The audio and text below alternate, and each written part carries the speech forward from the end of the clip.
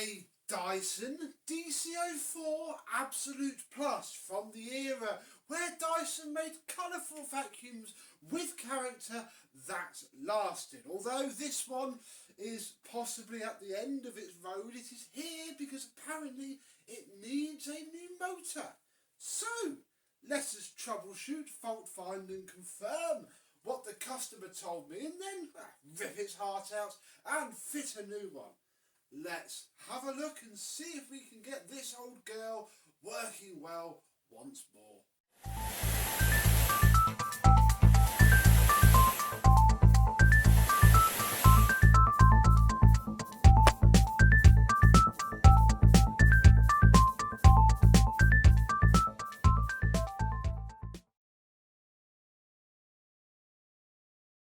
Yes, hello! My vacuum cleaner and Dyson chums, how are you today? Crikey, we've had a lot of Dyson content recently, haven't we? I do apologise for that. It is not, I don't mean to do it. It's just what comes through the door gets filmed, and I have to try and find other things to fill the gaps in as well. The first thing I've noticed, when taking the cable off, is the usual DC04 damage. One entire half of the crevice tool holder is snapped off. The trim around the cord hook is also completely destroyed. And yes, there it is. We are missing a chip from the one. Nothing really show-stopping in the grand scheme of things, but this proves how these DC04s aid. I've got to be incredibly careful taking this one apart. We don't snap any brittle, horrible plastic. Right. Let us plug it in with its nice Dyson plug on this era. A little bit of paint on it, not too bad. And just check that the motor is indeed screwed. Yeah, that is.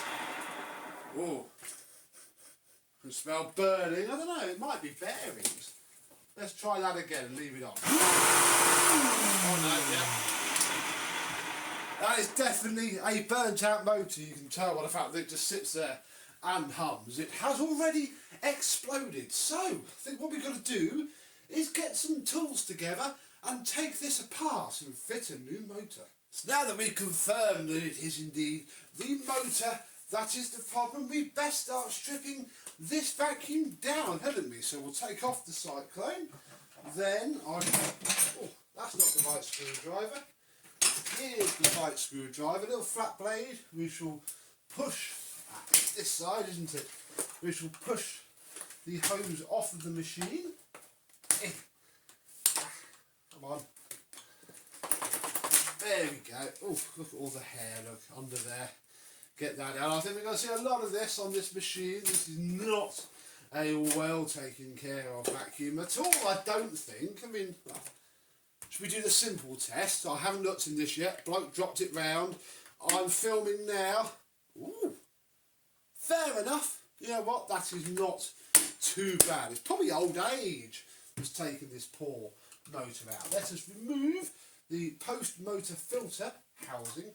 And take out the probably original. These never get changed, even though they're not lifetime filters. That is being changed for us now because we need to. Next thing is we'll take off the changeover valve, and then we need to take off the clutch cover. Now the way I do this is I recline the machine and there are two tabs, roughly one either side. And this is not the screwdriver to use because this is a cheap screwdriver from Robert Dyers, and I have broken many doing this exact same job. So you get yourself a chunkier screwdriver and then you can literally put it in, and it takes a little bit of finagling, but just push it off. You'll get some odd clicky sounds. You'll have to manoeuvre the machine around. But eventually, look, it pops off like so. You can see the two clips, look, holding it on either side. And yeah, bit of a crunchy crunch. Be careful not to damage too much of this, although I've done it before and you can get away with it. Marvellous. Right, over we go. Ooh, very clean. Okay, I take exactly everything back that I said before. This is a pretty well cared for DC04, really. There's no fluff or dirt on the brush roll. think it's just a simple motor job. I shall readjust my motor. Right, we'll lift the brush roll up, which is very difficult when you're doing it the wrong side, and so I'll do it the right way now. I can show you. Hook the belt up, pull the brush roll out, and that spins. There's nothing really wrong with that. And then we'll take this away, ready to remove this part, which is the bit that I'm not looking forward to, in case I damage something. Oh dear.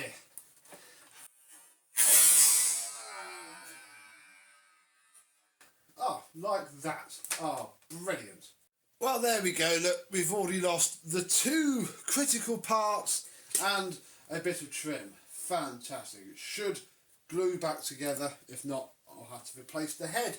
Fortunately, this is one of the risks with these older Dysons. The plastic just does not last. Equally, I was hoping to do that a heck of a lot more gently than that. It's 100% my fault. I pulled that too hard.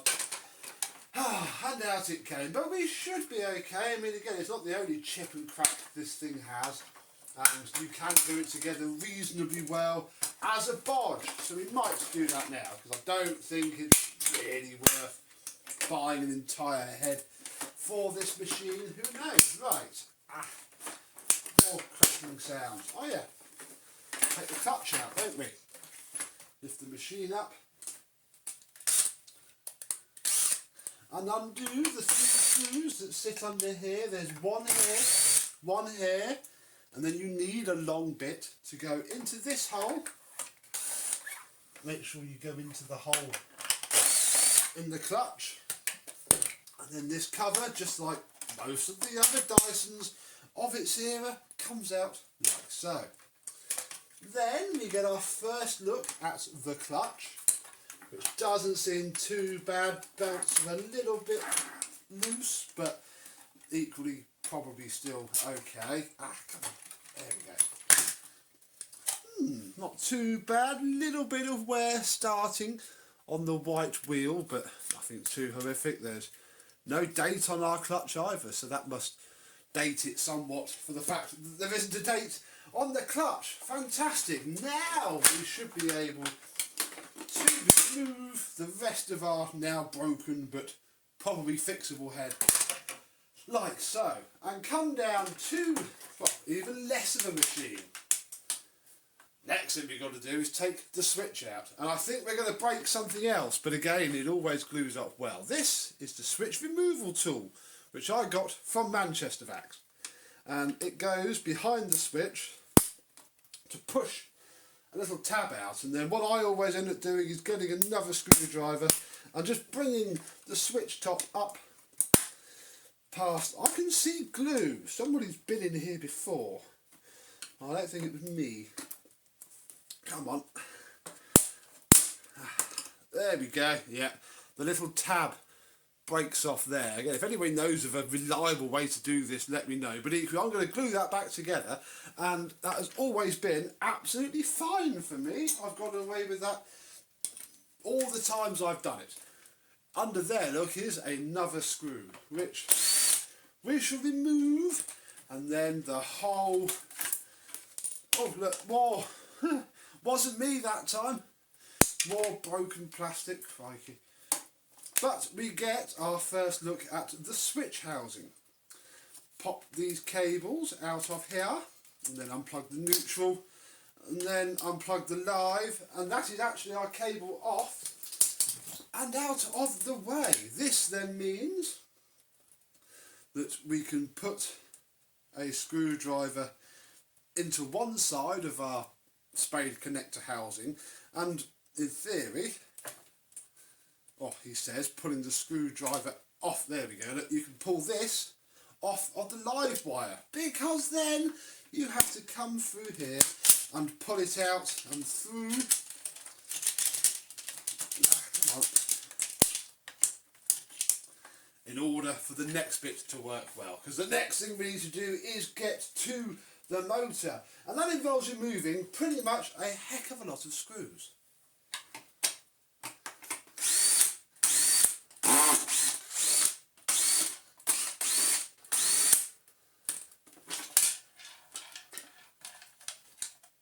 Getting closer to the end goal now with this bit all removed. Simply pull slightly gently, now that I don't trust this particular machine at all, and take off this vanity cover, and then, oh dear, oh yeah, you can hear it. You can also see it. There shouldn't really be this much dust around here. And again, this has also got a clip missing from it already, so as much as I have broken it, we're certainly not the first screwdriver monkey to be screwdriver monkeying around in here. Is this an original motor even? It is, but crikey, it's no wonder it killed itself. Look at the state of this. Oh, too much DIY. Right, we need, look, it's even left its seals around. Fantastic. So here is our old broken, oh look, it is the original motor. Look, I can see it under the dust. Ugh, and again, doesn't actually look that bad, but I think what's happened more is that the bearings are completely shot, and that's why we need a new motor. So what I'm actually going to do first is spend 5 minutes with a damp cloth and some cleaner and clean the main bits up and then wash my hands. Marvellous! All a bit more cleaned up. I mean, this is why I like to just wash stuff fully. I get a lot of flack for this, both nice and nasty. Saying, Becca, why did you go to all the effort of washing everything? Well, it's taken me about as long to get that as clean as that as it would do to just strip the whole thing apart and wash it. And that's genuinely what I try and do, but I'm not being paid to do that here. What we're being paid to do is to stuff this box into there. Done. Motor fitted. Thank you. No, of course not. In here is a brand new, although expensiver than I usually pay, and it's actually not the usual MTR Qualtex that I bought. I think it's a, no really, but it's 1600 watts, whatever it is, it's going to give this thing some power. But yeah, unfortunately, everything's expensiver nowadays, including pattern motors. It used to only be about 13 quid. I paid nearly 20 for this, and it's one of the only ones I could find as well. Ah, never mind. Right, plug in the wires, blue to black, brown to red. Red is always live, although I don't think these motors really care. And then it's a fairly simple job of keeping these out of the way whilst lining up the two holes with the two tabs inside of the motor bucket itself. But it should slot in reasonably easily so that that bit is poking out nicely there. Then we can fit our slightly broken but still good enough motor housing. Oh. Got that lined up long as it is because I'm missing one of the clips. There we go. Click, click, click. That will work. It's not ideal, but you know, it's going to be okay because it all gets pushed in by the rest of the machine. Now, I've got those more bits to clean up because I only really did this bit to carry on filming. So we'll give this, I've cracked plastic already. This has got a spit in it. Oh my goodness, where's this machine been? What could be the comments for this video? Have you ever had a DC04 that literally cracks itself apart when you touch it? Oh, enough to put you off collecting old Dysons just from it. Right, will you go back on there without me slapping you by accident? Yes, okay. So, we now have our motor assembly ready to go back into the vacuum cleaner. And it should, if I can get the housings lined up to stop catching on each other, be fairly simple. Just place the whole thing back down, making sure that the mains flex goes in its little channel. There we go. Marvellous. Motor's back in. Do all the screws up. With our motor in place and the wires tucked up, it's time to put our, for now, broken, because I won't glue these bits back on until everything's together, because they do push apart slightly to accept the brush rail housing. If you don't want to be doing that now, we'll do that and see if it lasts later on in the video. But for now, we'll put that on, making sure to clear the changeover valve there. And then with that on, we can refit the clutch, which should be pretty flipping simple with its long belts, because you don't have to fight them on. So it's okay. I'm not being paid to change the belts. I don't think the guy would do it anyway. He was a bit reluctant to spend out on the motor, even though he approached me and wanted a motor first. Some people, eh? Then get your clutch. Ooh, why are you not going on? The clutch has to be seated 100% correctly first. There we go. Otherwise this will not go on. So it doesn't go on, take it off, try again, put it back on. These things only go in when everything is perfect. If I've learned anything from Dyson's, it is that, although I do seem to be missing 2 more of my screws. So I'll put the screws in. We can then fit our brush roll housing. I say fit, it's just going to sort of sit there now until we glue up the supporting brackets.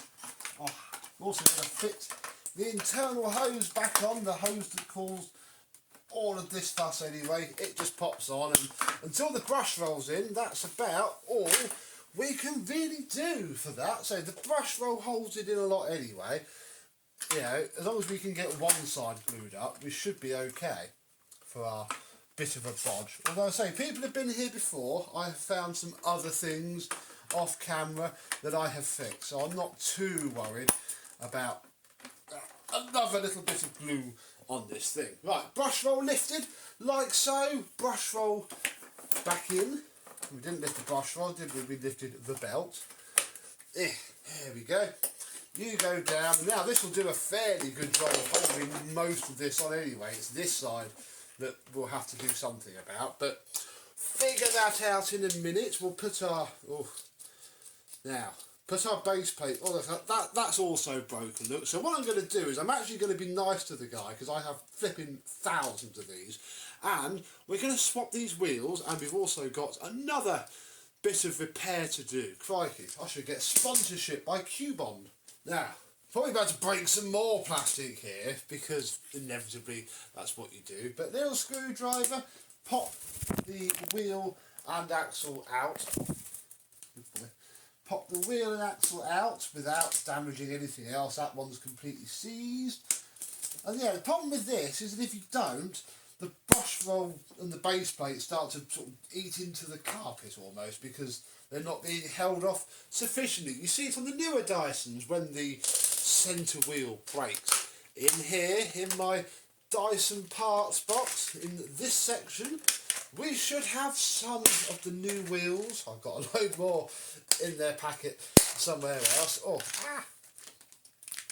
Open this up, and yeah, they literally get one of those with an axle each.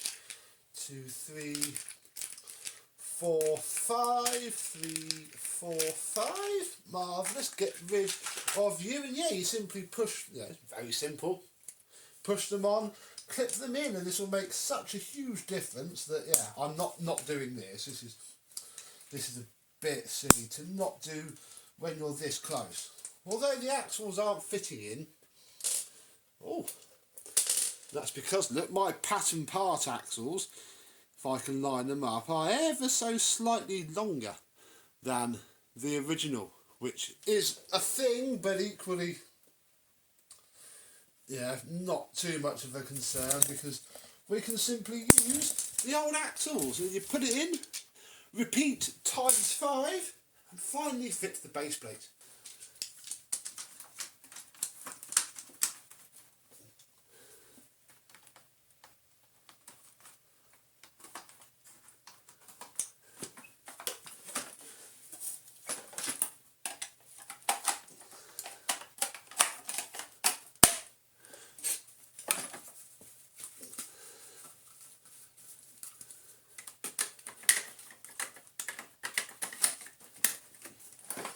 And then finally we can take our brand new, although not genuine, post-motor HEPA filter.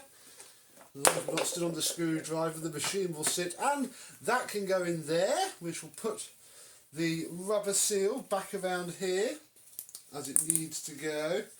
Oh, are you going to sit in your little slot? Yes, you are.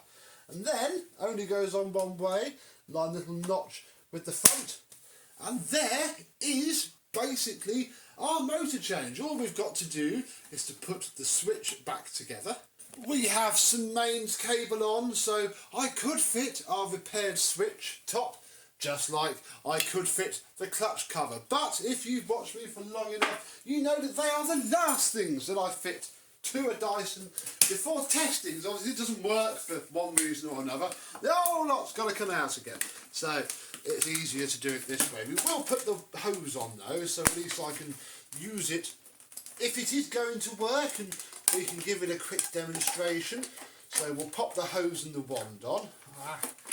There we go. Hose on. Oh, wand on. Then we can fit our bin. And finally we can plug it in again and see if she's going to run or blow up.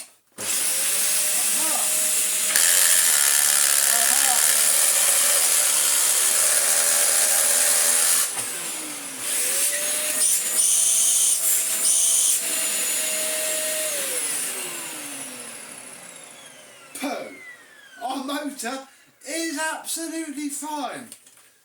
Clutch isn't much cop though. Oh my goodness. Got to take all that apart again with that broken hood. That's not fantastic. Oh, do that now and I'll come back when she's ready for testing once more. Short time later we have just a completely different clutch with fresh belts on that I had lying around fitted. Has it helped? Well, probably turn it on.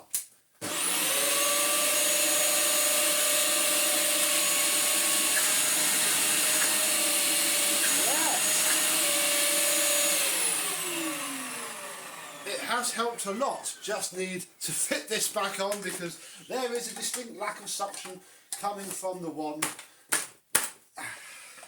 There we go. Oh yeah.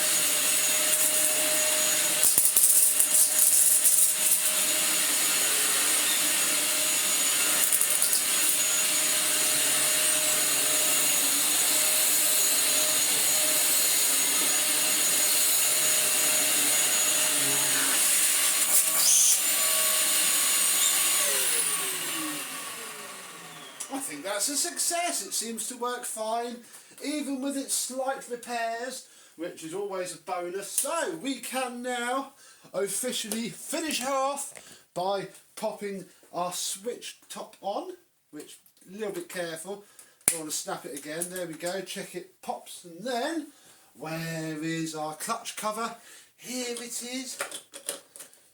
Dunk in and fitted, and there we go for the total cost of probably about £20 all in, with the set of belts / new clutch this did need, and the motor and the new filter. This little old Dyson is ready to go back to his owner once more and provide many a good year of faithful service once more. So there we go, really, another scrap Dyson fixed. Obviously Mr. Dyson himself would probably want this to go in the bin and for you to buy something like, well, not this anymore because it's old. I have a V10 in for repair, but we'll look at that another day. Because yeah, even though you're supposed to throw these away and buy new, newer isn't always better. You should fix up your old things, right for repair and all that malarkey. So, thank you very much for watching. I hope you've enjoyed, and I, and probably another Dyson for sure, will see you soon.